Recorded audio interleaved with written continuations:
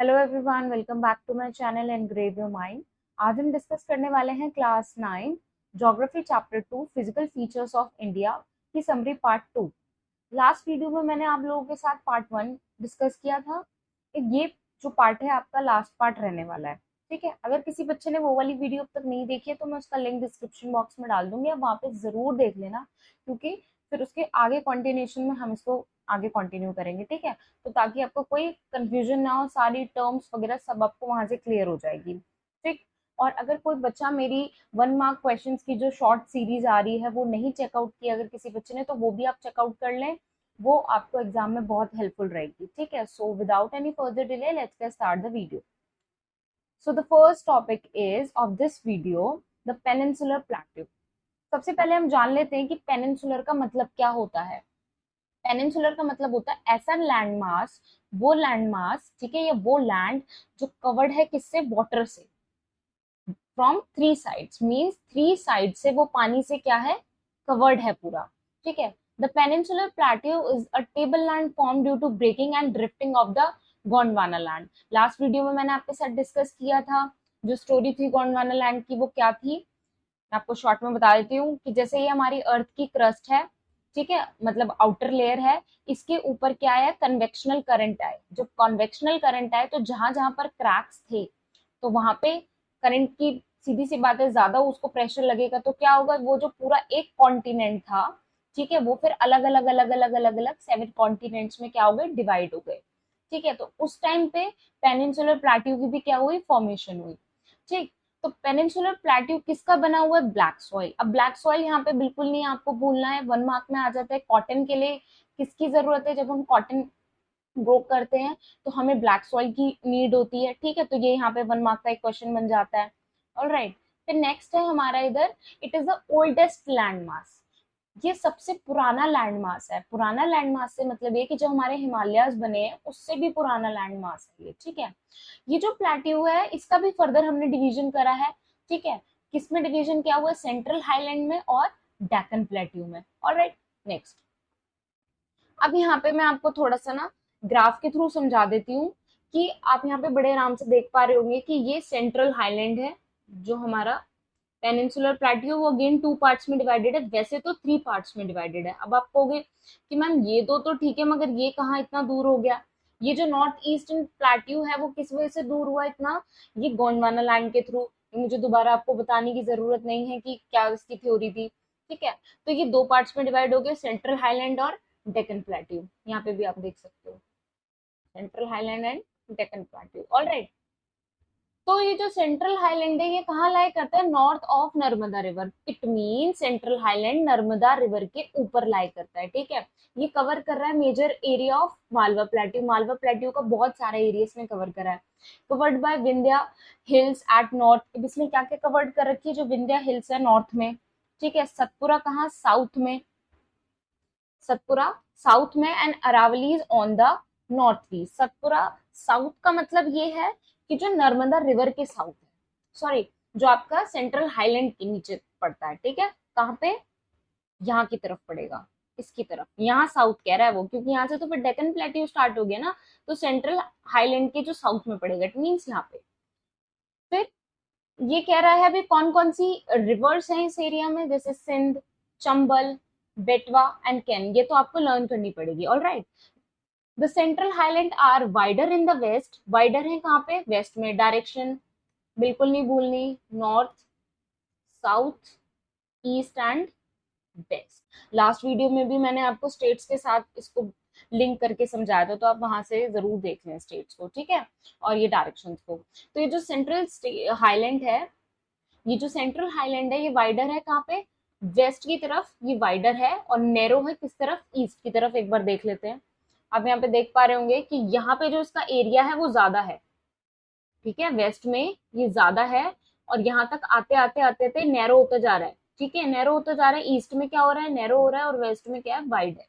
ठीक है, नेक्स्ट, अब है डेक्कन प्लेट्यू। डेक्कन प्लेट्यू की बात करें तो ये क्या है, ट्रायंगुलर मास है। ट्रायंगुलर देखा ना आपने, नीचे की तरफ आ रहा है तो इंडिया कैसा है, ट्रायंगल शेप में ही तो है। ठीक, तो ये किसमें है, ट्रायंगुलर शेप में है, lies to the south of the Narmada river. तो जो नर्मदा रिवर है उसके ये साउथ में लाई करता है, ठीक है। सतपुरा क्या है, इसके नॉर्दर्न बॉर्डर है। Next, an extension of the plateau is also visible in the north east which is known as a Meghalaya Karbi Anglong plateau, north Cachar hills. ये जो डेक्कन प्लेट्यू है वो हायर है कहाँ पे, वेस्ट में, वेस्ट की तरफ हायर है और स्लोप हो रहा है, मीन्स थोड़ा सा टिल्ट हो रहा है टुवर्ड्स ईस्ट टुवर्ड्स। एक बार इसको मैप के थ्रू समझ लेते हैं, ठीक है। अब आप यहाँ पे देख रहे होंगे कि इसकी शेप कैसी है, ट्रायंगुलर मास में आ रहा है ये पूरा, ठीक है, पूरा ऐसे आ रहा है ना ये, ऐसे, ठीक है। तो अब आप यहाँ पे आराम से देख रहे होंगे, ये इसकी शेप देख पा रहे होंगे, ऑलराइट। फिर नेक्स्ट ये कह रहा है हमसे, फिर उसमें वही बात कह रहा है कि वाइडर किस तरफ है, ये वेस्ट की तरफ ही वाइडर है, और इधर ईस्ट की तरफ आप जाते जाते देखोगे तो क्या होता जा रहा है, नैरो होता जा रहा है, ठीक है। यहाँ पे तो पूरा ऐसे वाइडर है, और फिर ईस्ट की तरफ जैसे जा रहा है वो क्या होता जा रहा है, कम कम होता जा रहा है, ऑलराइट। तो इसका एरिया जो ईस्ट की तरफ है वो कम है। नेक्स्ट, फिर आ जाता है हमारा वेस्टर्न और ईस्टर्न घाट्स के बीच में डिफरेंशिएशन। ये आपका ना 5 मार्क्स का या फिर 3 मार्क्स का क्वेश्चन बन जाता है। तो आप इन पॉइंट्स को ना एज इट इज लिख सकते हैं, कोई मार्क्स आपके डिडक्ट नहीं होंगे कि मैम ये तो छोटे छोटे पॉइंट्स है तो मैम हमारे मार्क्स ना डिडक्ट कर ले, नहीं, पॉइंट टू पॉइंट बात लिखी गई है और बिल्कुल रेलिवेंट है, ठीक है। तो ये लोकेट कहाँ होता है, वेस्टर्न कोस्ट ऑफ इंडिया के, इसलिए इसको क्या कहा जाता है, वेस्टर्न घाट कहा जाता है। और ये कहाँ लोकेट होते हैं, ईस्टर्न कोस्ट ऑफ इंडिया के, तो इनको क्या कहा जाता है, ईस्टर्न घाट कहा जाता है। ये लेस वाइड होते हैं, मतलब कि ये वाइड जो होते हैं कम होते हैं, ये ज्यादा वाइड होते हैं, ऑल राइट। ईस्टर्न घाट ये अनब्रोकन होते हैं, ये जो वेस्टर्न घाट्स होते हैं ये अनब्रोकन होते हैं, और जो ईस्टर्न घाट्स होते हैं they are broken by small and fast flowing river. जो तेज बहती नदी आ रही है उनसे क्या होते जा रहे हैं, थोड़े थोड़े थोड़े थोड़े टूटते जा रहे हैं। अब द हाइएस्ट पीक इज अनायमुदी। तो इसकी हाईएस्ट पीक कौन सी है, अनायमुदी, और इसकी जो हाईएस्ट पीक है वो कौन है, महेंद्रगिरी, ठीक है। इसके जो सोर्स हैं, कौन कौन सी रिवर इसकी सोर्स है, जैसे कि गोदावरी, कृष्णा एंड कावेरी, और इसकी कोई मेजर रिवर सोर्स नहीं है, ऑलराइट। नेक्स्ट, अब यहाँ पे मैं आपको थोड़ा सा क्लियर करना चाहूंगी पॉइंट वेस्टर्न घाट और ईस्टर्न घाट पे। आप यहाँ पे पूरे एरिया देख पा रहे होंगे कि यहाँ पे ये क्या है, ज्यादा वाइड नहीं है, और इस तरफ क्या है, वाइड ज्यादा है, ठीक है। इस तरफ मतलब कम इसकी विड्थ है और इस तरफ इसकी विड्थ ज्यादा है, ऑलराइट। तो आप इसका स्क्रीनशॉट भी ले सकते हैं, कोई दिक्कत नहीं है। नेक्स्ट है इंडियन डेजर्ट। इंडियन डेजर्ट की हम बात करें तो जो इंडियन डेजर्ट है वो कहाँ लाई करता है, towards the western margin of the Aravali hills. Aravali hills के वेस्ट में लाई करता है कौन, इंडियन डेजर्ट। ये क्या है, एक सैंडी प्लेन है जो कि कवर्ड हो रहा है किससे, सैंड ड्यून से, सैंड ड्यून से कवर्ड हो रहा है। डेजर्ट में आपको पता है पूरा रेती रेत रेती रेत होता है, ठीक है।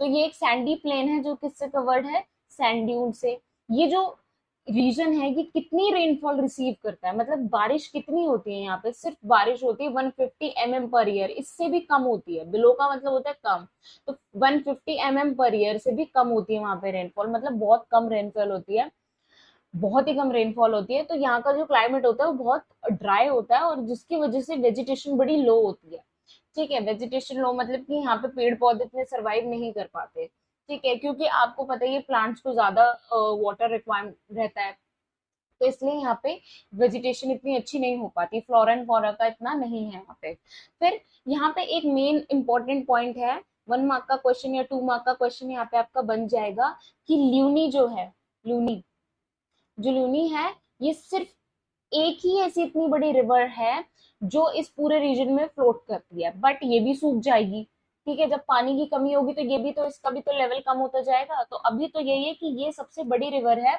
इस पूरे रीजन के अंदर, ल्यूनी। तो ये आपका 1 मार्क का क्वेश्चन आ जाता है। नेक्स्ट, यहाँ पे हम ग्राफ में भी देख सकते हैं कि ये जो पूरा राजस्थान वाला एरिया है इसको हम क्या कहते हैं, ठीक है, डेजर्ट। आपको पता है ग्रेट इंडियन डेजर्ट, ठीक है, राजस्थान के जो इधर पड़ता है अरावली हिल्स के वेस्ट में, अरावली हिल्स के वेस्ट में जो एरिया पड़ता है उसे हम क्या कहेंगे, the Great Indian Desert, all right. Next, फिर आ जाता है हमारे कोस्टल प्लेन्स। कोस्टल प्लेन्स क्या होते हैं, आपने देखा होगा यहाँ पे, हमने पेनिनसुलर प्लेट्यू पढ़ा, तो यहाँ पे क्या है, पूरा पानी पानी है, ठीक है।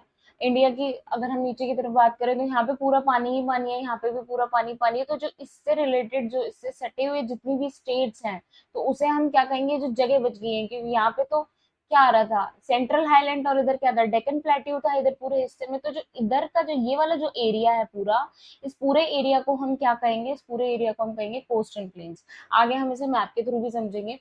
तो the narrow coastal strip flank the peninsular plateau running along the Arabian Sea on the west and the Bay of Bengal on the east। वो यही कह रहा है कि यहाँ पे वेस्ट में क्या है हमारा, अरेबियन सी, और अगर हम ईस्ट में बात करें हमारा बे ऑफ बंगाल।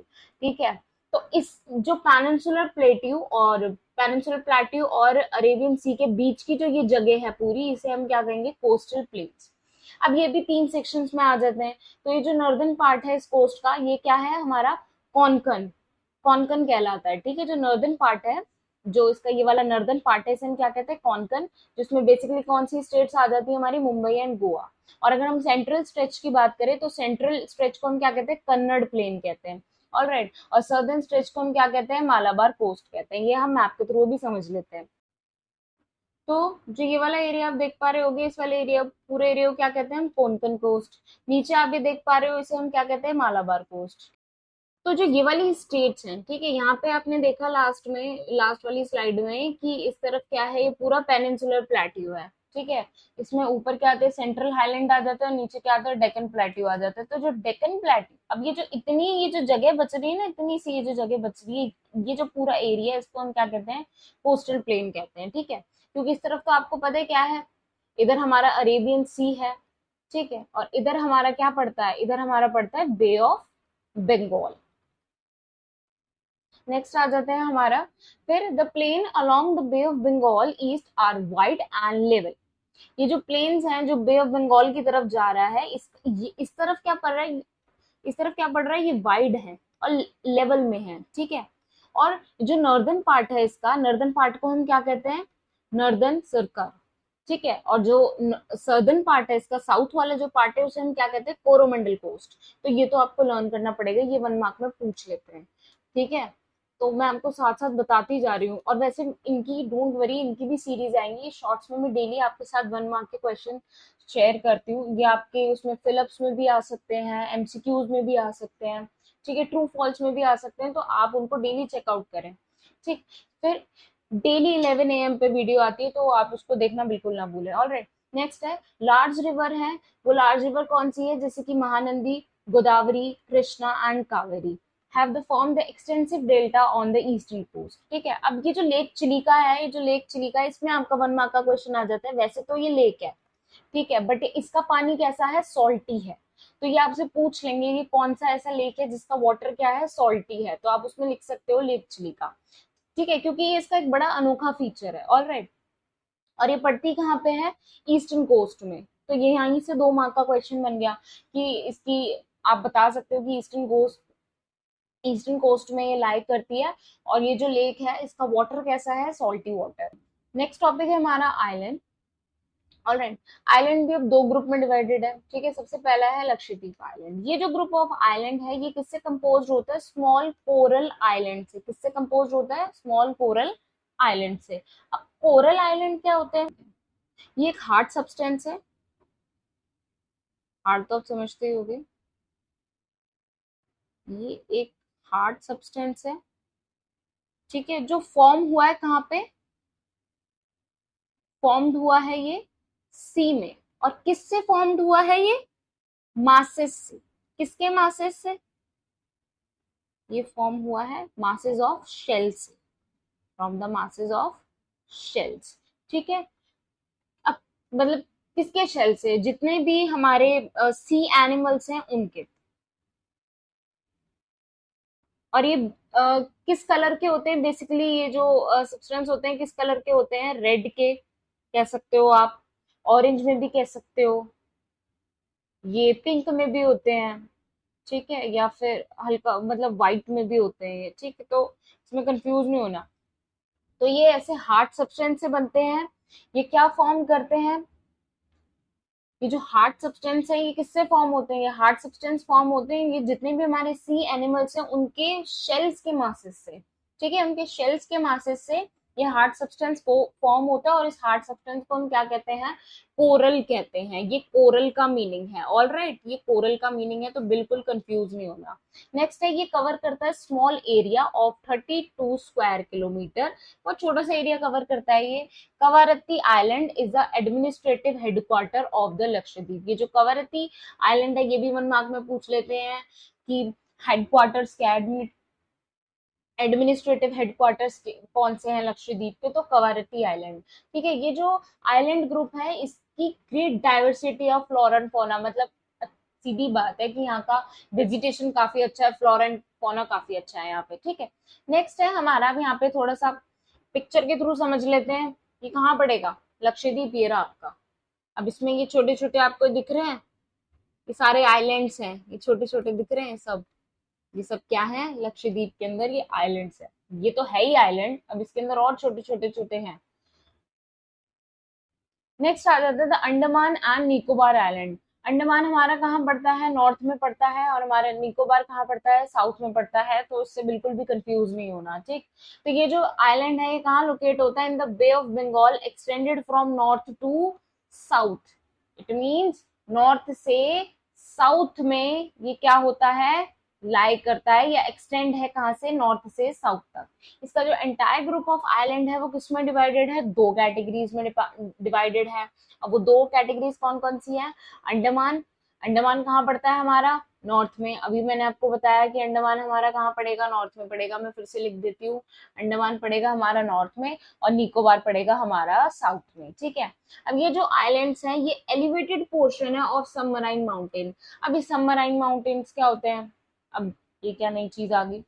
सबमराइन माउंटेन्स वो होते हैं कि ये माना जाता है कि पहले जितने भी माउंटेन्स, ये जो पहले हिमालय से लेके बे ऑफ बंगाल तक, इनके बीच में जितने भी माउंटेन्स थे ये क्या हुआ था, ये क्या कहते हैं, डूब गए थे, मतलब पानी में डूब गए थे। ये जितने भी माउंटेन्स थे ये पानी में डूब गए थे। तो ये जो अंडमान एंड निकोबार था ये वहीं पर रह गया था।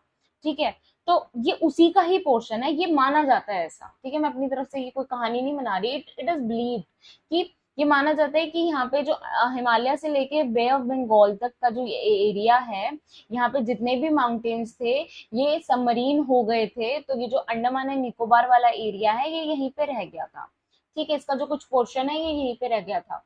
ऑलराइट, ये जो आइलैंड है ये लाई क्लोज टू इक्वेटर, इक्वेटर के बिल्कुल पास लाई करता है, जिसकी वजह से यहाँ पे क्लाइमेट भी इसका अच्छा रहता है, इक्विलेटरल क्लाइमेट रहता है, और फॉरेस्ट भी अच्छी होती है, मतलब वेजिटेशन और फॉरेस्टेशन भी काफी अच्छी होती है यहाँ पे। ठीक है, यहाँ पे आप देख ही सकते हो निकोबार आइलैंड है हमारा, ये जैसे हमारी इंडिया का मैप है, यहाँ पे बे ऑफ बंगाल है हमारा पूरा।